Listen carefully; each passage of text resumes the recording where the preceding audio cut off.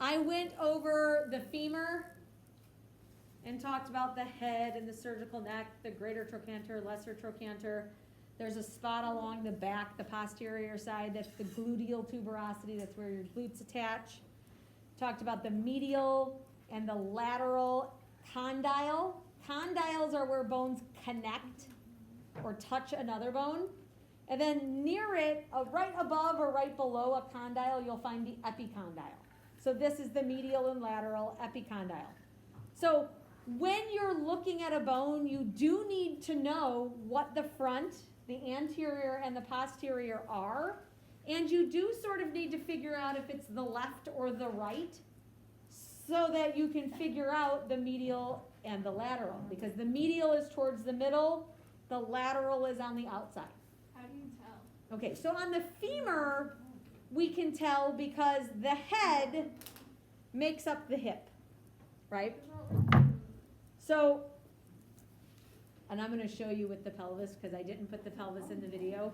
I'm going to show you how you would figure that out. But the hip goes into the socket, okay? And so obviously the hip has to go in towards the belly, right? So this part has to go inside. So that's... And then how do I know front and back? If you look at this, thinking about the movement of the knee, okay, if you pick it up, you'll always be allowed to pick it up. It curves like a rocking chair towards the back. Because if you think about how a knee bends, it only bends this way. If your knee bends that way, you've broken it and you're in the hospital. So your knee can only do this movement, and if you look at how it's curved, it can only go like that. So this is the left, and this one is the Posterior, the front? is posterior is the back. So like, okay, so Post is after. yes, if you postscript something, you put something after. In Spanish, how do you say before? Antes. Okay, antes is before, and anterior is in the front. It's a before, it's the thing that you see before you see the back. Okay?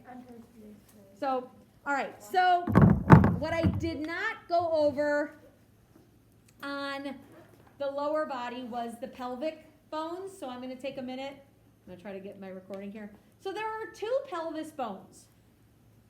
They're called coxa or pelvic bones. Okay? And when they don't fuse to each other, there are 3 segments to each pelvis bone. Okay? But when they kind of form, and I have the pelvic girdle, just like the shoulder has a shoulder girdle, there's a pelvic girdle that makes your hips. It's the pelvis that makes the hips, okay? So they meet, the 2 bones meet in the front, and then in the back of this pelvic brim, or this like bowl that's your pelvis, is the sacrum and the coccyx bones. So your tailbone and the sacrum, they make up the back, like the back wall of your pelvis, okay? But the pelvic bones, there's 2 of them, okay? And when I was picking them up, and I was trying to find one of each, a left and a right, and I was frustrated because I kept finding all the lefts, and I knew that there is a left and a right, and I would pick them up and I position them in air. How do I know which one's the left or the right? I always think about if I was wearing them like glasses. Okay, so if I was wearing them like glasses, this is really the only way that they could fit if I wore them like glasses, and the hip socket has to be on the outside, and the nose of my glasses, and the obturator for Raymond has to. So if I were to have this on the table and I said, is this the left or the right, and you picked it up, I'm like, well, if this was my monocle and I wanted to look like a moose, this is how I would wear it. Honest to God, every single time I try to figure it out in space, that's what I do. I try really hard to not pick it up and put it on like they're glasses, but I do. Okay? So, yep, it's a thing. In the other video, I didn't do this, but there are 3 parts to, and they even consider them 3 bones, even though they fuse together.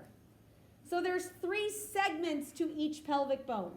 There is the ilium. The ilium looks like an elephant ear. So ilium and elephant ear. It's the ridge. Okay, if you put your thumb right here and you can feel your hip bone, that's called the iliac crest. It's part of the ilium. We have a whole bunch of butt muscles that attach to the back, that what we call the iliac fossa, that's on the posterior side, and we've got an indentation on the front. All I would want you to be able to do is say what part of the pelvis is this big flat section, and it is the ilium. There's this section down here that when you sit, when someone sits on your lap and you think they have a bony butt, what you're feeling is the ischium. Okay? All right, so again, because I am an idiot, this is called the ischial tuberosity. So ilium is the elephant ear. The ischium is your sit bones. Okay? So your ischium is your sit bones. Go ahead. Ischium is your sit bones, if you know. So your sit bones is what I said, right? And then in the front, this section here that joins in the front with the other part here. Okay, so this is right here in the front. It's called your pubis. And if you can't put that thought together in your own head, I'm not going to do it for you. Okay, so the pubis is where the 2 bones join in the front. And on a lot of your diagrams and images, they show this little piece of cartilage. And it's called the pubic symphysis. Okay? This pubic symphysis allows for there to be a little bit when you move and when you do some like stretching. There's a little bit of movement allowed when you have cartilage like this. And in childbirth, it's super important because it allows for the hips to open a little. Okay? In one of your readings, there were some questions about the difference between male and female pubic or pelvises. There's a really important arch right here, and it's called the pubic arch. All right?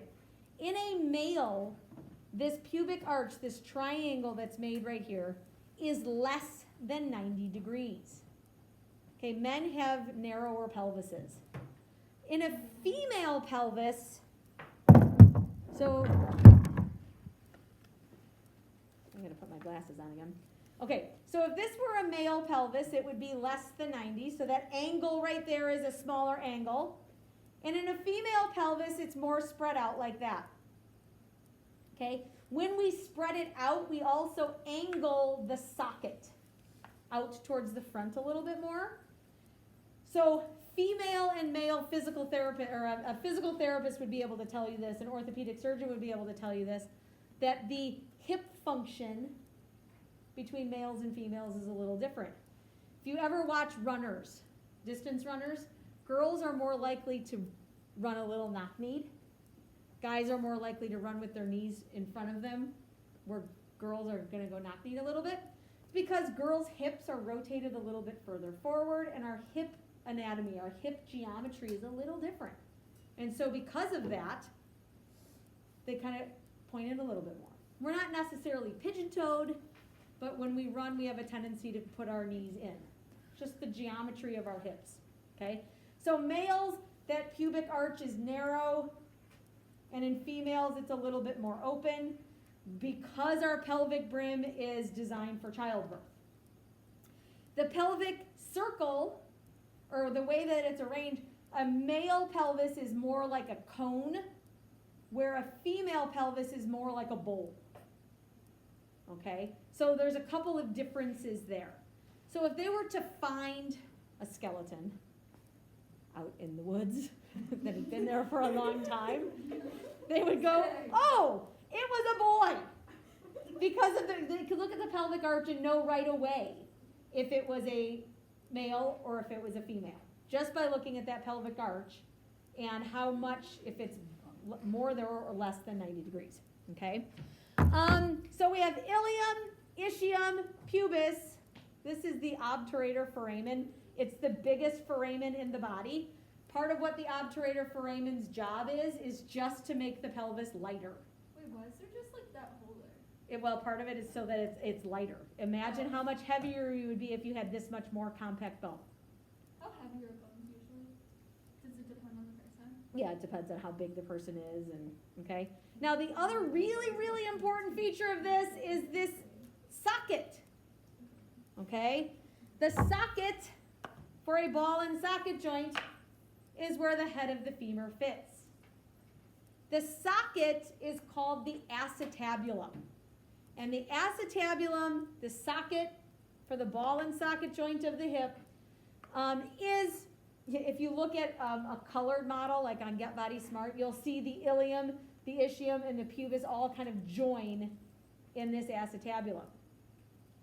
Acetabulum looks like the word acetabellum, and I've heard people say acetabellum, and I've heard them say acetabulum, okay? So I didn't talk about the pelvis in your video, but that was a quick review of it. Oh, and we didn't see my legs are so sore.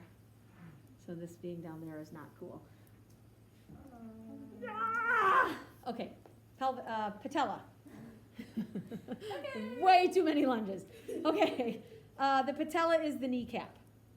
And the way the kneecap attaches, so all of the other bones kind of fit together like a puzzle, and it looks like the patella or the kneecap floats. You have all of your quadricep muscles. They join into a patellar tendon. They attach to the superior ridge, and then there's another tendon that attaches at the bottom that attaches to your tibia. And when your quadricep muscles contract, so when they shorten, your leg straightens. And when it relaxes and your hamstring muscles contract, your knee bends, okay? When we talk about joints, a lot of that'll make sense. I was gonna say last year when I had like surgery, I don't know if like anybody had class with me, but like my knee, like my patella tendon was like my patella wasn't in place, so I could move it like up and down. Oh. Stop, I remember when you That's did that. so disgusting. Like that wasn't in place.